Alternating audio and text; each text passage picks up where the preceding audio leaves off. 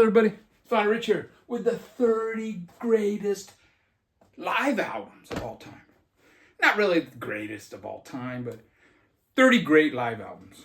There are some great live albums I don't own. There are some great live albums I only own on CD. And I try not to show CDs on these videos because the format's so small, it doesn't really work. But I'm going to show these in chronological order. And I think I have the dates right. But this is not Wikipedia. This is Vinyl Richie. So you're going to have to deal with it. Now, the reason I'm doing this is, well, you know how it is. Recently, I watched a video on how to patch, do stucco patching on the outside of a house. And man, all of a sudden, all kind of those kind of YouTube videos showed up. Well, earlier this week, I watched a video, and it was, I think, the 20 best live albums of all time. And then after that, a lot of those kind of videos started popping up, and I started watching them, and I noticed a lot of them, they all show the same records from mostly the 70s. So I thought, I'm going to take it this. And it turns out most of mine are from the 70s too. But some of them are the ones that those other guys were showing, but most of them aren't. 1969 is where I start though. And it's Johnny Cash, live in San Quentin. Fantastic album. Side 1 starts off with Wanted Man, a song he had written with Bob Dylan. Just first time you ever hearing that song. Side 2 starts off with San Quentin. Fantastic song. And then A Boy Named Sue, which they played on the radio a lot. But yeah, this is a great album, 1969. This next one is not only a live album from 1969, it's MC5's first album. Now, back in the day, I kind of dismissed this album. It starts off with Ramblin' Rose, the first song on side 1, and I think it's probably the weakest song on the album. So I never really gave this album a fair chance, but man, it is rockin' Detroit music at its best. Now, there was a concert that happened in '69. Woodstock. This kind of... Sly and the Family Stone kind of blew up after this. They had some singles before, but yeah, they did a really good set. This is a 3-sided affair. Like side C, and I think most of side B, it's kind of like a big long jam. One song kind of, and they jam into the next. I saw these guys in '72. It could have been '73, but I'm thinking '72 at the Bakersfield Civic Auditorium. And I think that era, they were better live than here. I mean, this is great, but... And one more, 1969, from Woodstock is Jefferson Airplane. Now, I've heard some people say their set was kind of sloppy. The Woodstock set was kind of sloppy because they were up all night. They were supposed to play at 10 o'clock or whatever at night. The show was so backed up, they didn't play until the next morning. They were up all night, tripping on acid, and then they came out when the sun was coming up. And I think it's a wonderful set, man, for all those reasons. It's not clean precision rock and roll, but you know what? I don't want clean precision rock and roll. Another great one from 1969 is Miles Davis at Fillmore.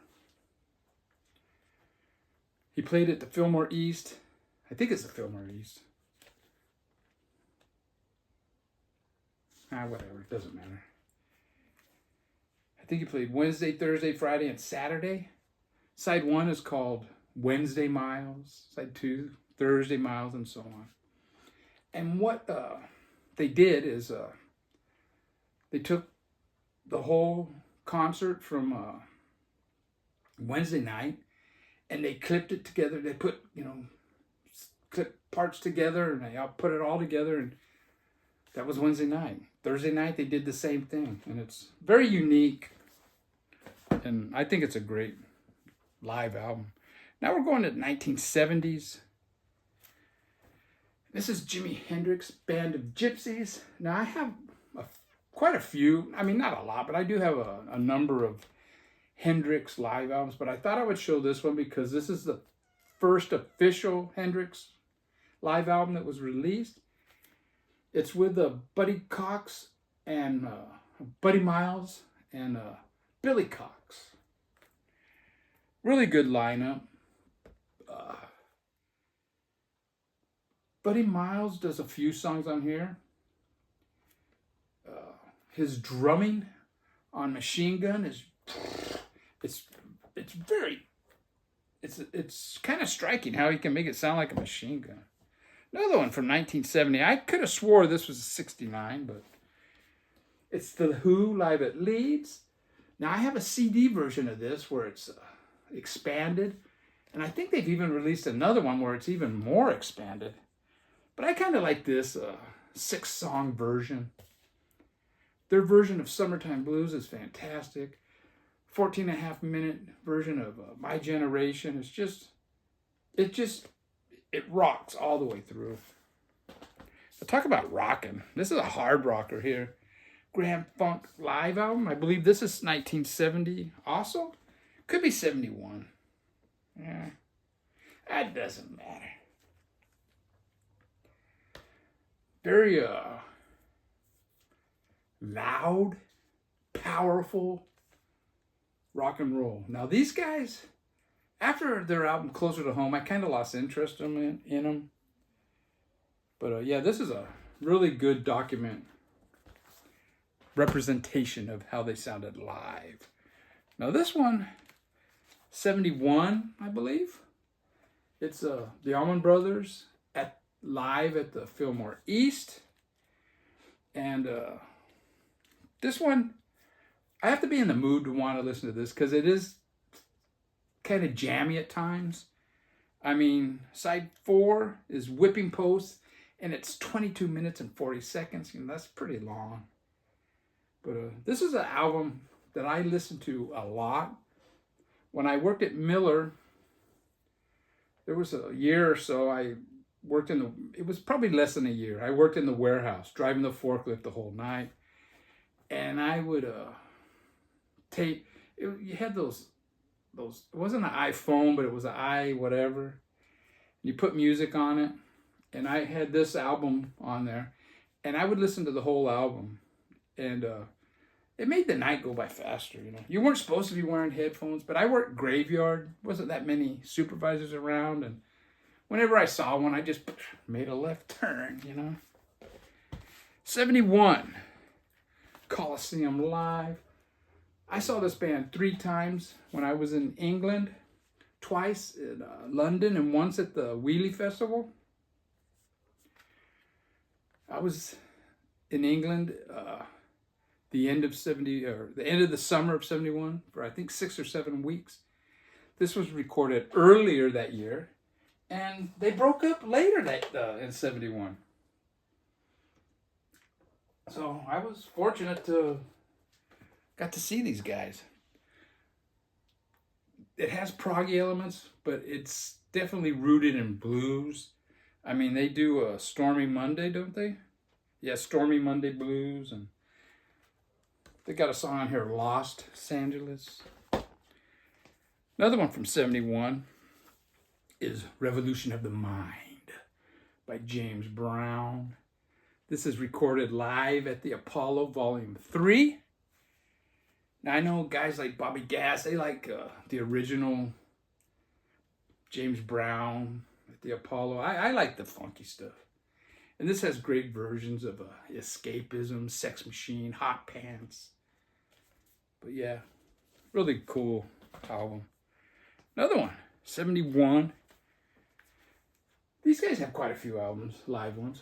But I decided I would, and I have maybe 3 or 4. I thought I would show this one because I think this is probably the best one. It's the Rolling Stones, Live at the Marquee Club, 1971, and it's one of those from the vault. I think from 71 to 73, the touring Stones were at their peak. When Mick Taylor left, they were still good, but they were a little sloppier. I mean, I saw them 75 or so at the Forum, and it wasn't that good. I saw them in 80, and it was better. And then I saw them on the Steel Wheels tour, and that was even better. So, but yeah, this is a great. Just they're doing songs off of Sticky Fingers and a little bit earlier, you know. Another one from 1971. It's Muddy Waters Live at Mr. Kelly's. Now, this is one that probably doesn't pop up on most people's lists, but I love this album. I remember, you know, going out as a teenager and you're smoking weed and whatever. You'd come home and I would lay on my bed and put the headphones on. And this is one album I remember listening to, and just all the subtle guitars. They're not real in your face, but there's like 3 guitar players, I think, on this. And just listening to them, you know, just spacing out. I dug it, man. And Muddy Waters is always powerful live. And I think my last one from 71 is the Concert for Bangladesh, a record that George Harrison put out. It includes Ravi Shankar, Leon Russell, Eric the Wanker Clapton, Badfingers on it, and I don't know, a bunch of others. 3 record set, a fantastic record, and the video is really good too. You know, if you can't find the record, man, and you do the DVD thing or Blu-ray thing, it's really good. Now we're going to 74, and it's Lou Reed, Rock and Roll Animal. Now, if I was rating these, you know, the number 1, the best, all the way to number 30, I would have a hard time not putting this at number 1, to be quite frank about it, you know. I think it's a fantastic live album. The way the intro of Sweet Jane is just so over the top. And then Lady Day, this version of Heroin on here is probably my favorite. And then Rock and Roll, it ends with Rock and Roll. They used to play that on the FM radio a lot. But yeah, this is a great album, man. And another guy I have, and one thing about this guy, I have a number of his albums live from the 70s, and they're all different, you know. It's pretty cool. Another guy that I have a handful of live albums is David Bowie. But I thought I would show this one. This is his first official live album, David Live. And I love this album, man. Now, I had a girlfriend back in the 80s. She was like 12 years younger than me. And she used to call me Woodstock. That was my nickname with her, because I'm the old fart. But she didn't like the version of Changes, the first song on side 2, because it's not acoustic guitars, it's piano, and she didn't like it at all. But I dig it, man. I think it's a great album. Now we're going to jump to 76 with 801 Live. This is a great album, dude. It has Phil Manzarek from Roxy Music. It's got Eno, who was from Roxy Music, and 4 other wankers. I guess it says right here who's in this. But yeah, my favorites are the Eno songs, Baby's on Fire, Third Uncle. But this whole album, man, really rocks. Kind of verges on jazz fusion at times. But yeah, really good album. 801 Live. Now this next one It was recorded in 77, but it wasn't released until 79. And it's Ramones, It's Alive. This is a great document of the power of the early Ramones. I think more so than their studio albums. It's Alive, I think, it was a tribute to a movie, maybe a horror movie. It's Alive. But I also think it's a nod to Kiss with their album Kiss Alive. But yeah, just one fast jam into another. And even the slower, kind of wankier songs that they used to have on their albums, they're kind of pepped up a little bit on here.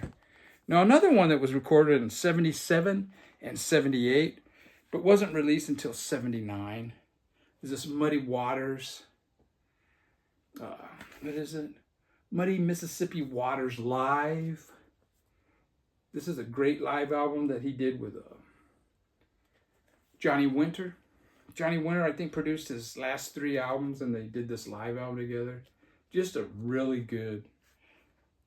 Guy was later on in his years, just like me, but man, he still had the power, dude. Now, this next one came out in 78, and this album blew up. And it's Cheap Trick at Budokan. It's kind of like Kiss, you know. Their first album that really blew up was their Kiss Alive. And it was the same thing with the Cheap Trick. Now, I like the studio albums that came out prior to this. But yeah, this got a lot of airplay, man. And I must say, it's a good, catchy album all the way through. I saw Cheap Trick twice. Like on New Year's. They used to play in LA at the Forum. And they released one of those on Record Store Day. But yeah, good band, man. I like them. The late 70s. I don't really know much past the late 70s. Another one that came out in 78 is AC/DC, If You Want Blood. Now this one, you can see it's kind of tattered. I bought this used because any album I buy new, it would never get into shape like this. But the actual record is in great shape, so I kept it.